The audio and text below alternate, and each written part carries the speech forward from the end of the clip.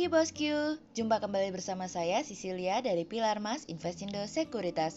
Touch your heart, touch your profit. Nah bosku, Universitas Padjadjaran bersama PT Bio Farma, Badan Pengawasan Obat dan Makanan, serta Badan Penelitian dan Pengembangan Kesehatan akan memulai uji klinis vaksin COVID-19 pada 11 Agustus 2020 nih bosku. Dibutuhkan sebanyak 1.620 relawan dalam proses uji klinis tahap 3 tersebut. Sampai saat ini tercatat 800 calon relawan sudah mendaftar ke unit riset klinis Departemen Ilmu Kesehatan Anak RSUP Hasan Sadikin. Selain itu sebanyak 350 orang dari lingkungan Unpad akan menjadi calon relawan uji klinis. Kita berdoa saja ya bosku, semoga vaksin untuk COVID-19 ini bisa segera ditemukan ya. Nah, seperti biasa kita akan mulai saja nih market review kita hari ini, Jumat 7 Agustus 2020 dengan episode Shallow. Maka dari itu jangan kemana-mana ya bosku, tetap di channel Pilar Mas Investindo Sekuritas. Touch your heart, touch your profit. Pionir Sekuritas Channel di Indonesia.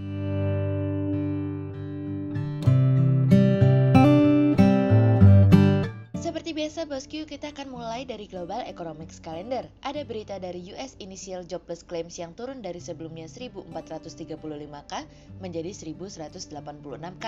Kemudian ada dari US Continuing Claims yang turun dari sebelumnya 16.951k menjadi 16.107k. Kemudian ada dari US Bloomberg Consumer Comfort yang naik dari sebelumnya 44,3 menjadi 44,9. Kemudian kita beralih ke Corporate News. Ada berita dari PT Bank Ina Perdana Tbk atau BINA yang mencatat pendapatan bunga neto 80,11 miliar rupiah hingga periode 30 Juni 2020 naik dari pendapatan bunga neto 71,60 miliar rupiah di periode yang sama di tahun sebelumnya dari iqplus.info. Kemudian ada dari PT Mahaka Media Tbk atau ABA yang mengalami penurunan penjualan bersih hingga periode 30 Juni 2020 menjadi 70,22 miliar rupiah dari penjualan bersih 154,34 miliar rupiah di periode yang sama di tahun sebelumnya dari iqplus.info. Kemudian ada dari PT Sinarmas Agro Resources and Technology Tbk atau SMAR yang sampai akhir Juni 2020 lalu telah menyerap belanja modal atau capital expenditure sebesar 419 miliar rupiah dari kontan.co.id. Kemudian pada perdagangan hari Kamis tanggal 6 Agustus 2020, IHSG ditutup menguat 51 poin atau 1% menjadi 5.178. Sektor aneka industri, pertambangan, perdagangan, agrikultur, industri dasar, properti dan keuangan bergerak positif dan menjadi kontributor terbesar pada kenaikan IHSG kemarin. Investor asing membukukan penjualan bersih sebesar 9 miliar rupiah. Kemudian kita akan masuk ke market review hari ini. Cerita hari ini akan kita awali dari Bank of England. Pada akhirnya Bank Sentral Inggris kembali mempertahankan tingkat suku bunganya ditambah dengan tidak merubah nilai pembelian obligasi yang sudah ada sebelumnya sembari memberikan peringatan bahwa proses pemulihan ekonomi mungkin akan jauh lebih lambat dari yang diperkirakan sebelumnya. Semua anggota Komite Kebijakan Moneter memilih untuk mempertahankan tingkat suku bunga pinjaman utama yang berada di 0,1%, yang dimana sebelumnya tingkat suku bunga Bank Sentral telah mengalami penurunan sebanyak 2 kali sebesar 0,75%. Sejauh ini Bank Sentral mengatakan bahwa mereka memang tidak berharap terlalu banyak terhadap perekonomian Inggris, apalagi setelah mereka juga memproyeksikan GDP Inggris akan kembali normal, seperti pada tahun 2019 silam pada semester kedua tahun depan. Dalam jangka waktu pendek, para pembuat kebijakan tampaknya lebih optimis terhadap tingkat pertumbuhan GDP yang sebelumnya telah mengalami penurunan sebesar 9,5% pada tahun 2020 ini dengan nilai kontraksi sebesar 14% pada bulan Mei. Bank of England mengatakan bahwa pemulihan ekonomi Inggris akan sangat bergantung terhadap evolusi pandemik dan bagaimana pemerintah menanggapi masalah tersebut. Bank Sentral juga akan terus mengamati dan mengukur sejauh mana tingkat pengangguran mengalami peningkatan karena pada bulan Oktober, stimulus mengenai skema cuti juga akan berakhir. Beberapa proyeksi mengatakan bahwa para pekerja yang sebelumnya diberhentikan ada kemungkinan tidak dapat diserap kembali oleh perusahaan. Oleh sebab itu, Bank Sentral Inggris mengatakan bahwa ada kemungkinan angka pengangguran mengalami kenaikan hingga 7,5% pada akhir tahun 2020. Proyeksi tersebut lebih rendah dari sebelumnya yang dimana 10% dan tingkat pengangguran tersebut sedikit demi sedikit akan mengalami penurunan ke depannya. kami melihat bahwa Inggris masih memiliki beberapa hambatan. Di antaranya adalah terkait dengan negosiasi masa transisi keluarnya Inggris dari Uni Eropa pada akhir tahun.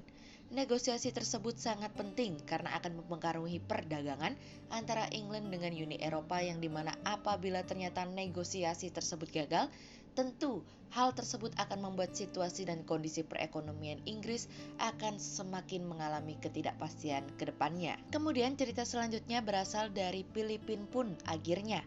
Setelah sebelumnya pada kuartal pertama Filipina mengalami penurunan pertumbuhan ekonomi, sekarang di kuartal kedua pun Filipina merasakan sakit yang sama, yang dimana pada akhirnya secara teknis Filipina memasuki fase resesi. Resesi di Filipina memang tidak terhindarkan, khususnya sejak pemerintah menutup perekonomian dan membatasi ruang gerak kegiatan usaha sepanjang April dan Mei. Dan meskipun kembali dibuka pada bulan Juni, namun hal tersebut masih kurang mampu untuk menjadi dorongan bagi perekonomian Filipina untuk bangkit. Bank Sentral Filipina terus berusaha mendukung perekonomian dengan memberikan stimulus dengan memberikan kebijakan yang agresif, meskipun secara kebijakan fiskal masih bersifat terbatas karena kekhawatiran para pembuat kebijakan terhadap ruang fiskal Filipina. Meskipun sejauh ini kami melihat ada potensi yang lebih besar bagi Filipina untuk mengalami kebangkitan pada kuartal ketiga nanti. Sebagai informasi, Bank Sentral Filipina juga sudah melakukan pemangkasan tingkat suku bunga untuk mendorong perekonomian untuk dapat bangkit dengan melakukan pemangkasan tingkat suku bunga sebanyak 175 bps atau 1,75% dan penurunan giro wajib minimum sebanyak 200 bps. Tidak hanya itu saja, Bank Sentral Filipina juga terus melakukan pembelian obligasi pemerintah sebagai upaya untuk menjaga stimulus perekonomian. Gubernur Bank Sentral Filipina Benjamin Diokno mengatakan bahwa Bank Sentral kemungkinan akan mempertahankan kebijakan yang akomodatif dalam kurun waktu 2 tahun mendatang untuk membantu pemulihan ekonomi yang lebih cepat. Yang kami khawatirkan, seperti yang sudah kami sampaikan sebelumnya, adalah masih terbatasnya ruang fiskal bagi Filipina. Hal ini yang membuat pemerintah enggan untuk mengambil pinjaman untuk membantu perekonomian. Dan ketika pemerintah serta kebijakan bank sentral berusaha untuk mengambil kebijakan dengan ruang yang terbatas, tentu hal tersebut akan menimbulkan polemik. Sejauh mana mereka akan memanfaatkan ruang terbatas untuk dapat menopang perekonomian yang dapat kita katakan sedang berada dalam situasi dan kondisi yang juga cukup sulit. Kemudian cerita selanjutnya datang dari sebuah keyakinan. Bank Indonesia dalam merilis survei Indeks Konsumen bulan Juli 2020 mencatatkan Indeks Keyakinan Konsumen atau IKK sebesar 86,2 meningkat dari 83,8 pada bulan sebelumnya. Meskipun masih di bawah level indeks 100, namun mengindikasikan persepsi bahwa keyakinan konsumen terhadap perekonomian mulai ada perbaikan. Hal ini seiring dengan kegiatan yang kembali meningkat pasca pelonggaran pembatasan sosial berskala besar atau PSBB di berbagai kota di Indonesia. Direktur Eksekutif Departemen Komunikasi selanjutnya mengatakan keyakinan konsumen terpantau menguat pada seluruh kelompok usia responden dan hampir seluruh kategori tingkat pengeluaran, dan ekspektasi konsumen terhadap perkiraan kondisi ekonomi pada 6 bulan mendatang terpantau relatif stabil, seiring masih terbatasnya ekspektasi terhadap penghasilan dan ketersediaan lapangan kerja di tengah ekspektasi kegiatan usaha yang membaik. Indeks keyakinan konsumen ini akan menjadi bekal yang baik ke depannya dalam menghadapi situasi dan kondisi perekonomian yang masih belum menentu, karena tentu memperlihatkan adanya optimisme terhadap prospek perekonomian. Permasalahannya adalah seberapa indeks keyakinan konsumen ini akan mampu bertahan. Sehingga berdasarkan technical analisa, kami melihat saat ini IHSG memiliki peluang bergerak variatif, cenderung menguat dan ditradingkan pada level 5.103 hingga 5.225. Berikut stock watch pilar emas hari ini. Yang pertama ada dari BBCA, kemudian yang kedua ada dari TINS, dan yang ketiga ada dari PTPP. Berikut kami akan menyampaikan dua saham pilihan pilar emas hari ini ya bosku. Yang pertama ada dari SMAR atau PT Sinarmas Agro Resources Teknologi Tbk, yang secara technical analisa dalam tren pada jangka waktu short term berpotensi untuk bearish dengan target 2.900 dan tingkat probabilitas sebesar 57%, sementara dalam jangka waktu long term berpotensi untuk bullish dengan target 3.950 dan tingkat probabilitas sebesar 54%. Kemudian yang kedua ada dari UNTR atau PT United Tractors Tbk yang secara teknikal analisa dalam tren pada jangka waktu short term berpotensi untuk bullish dengan target 24.150 dan tingkat probabilitas sebesar 44%, sementara dalam jangka waktu long term berpotensi untuk bullish dengan target 25.250 dan tingkat probabilitas sebesar 50%. Berikut kami akan menampilkan 40 saham pilihan dari pilar emas.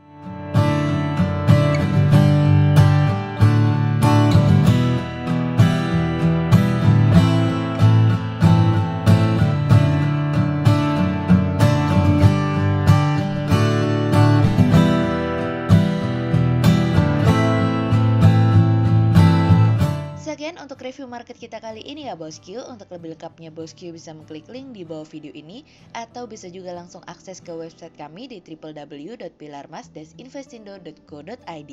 Dan jangan lupa untuk selalu jaga kesehatan buat para bosku ya. Kita akan bertemu lagi besok pagi untuk market review yang berikutnya. Jadi jangan lupa like, subscribe, dan tonton terus channel Pilar Mas Investindo Sekuritas. Touch your heart, touch your profit. Pionir Sekuritas Channel di Indonesia.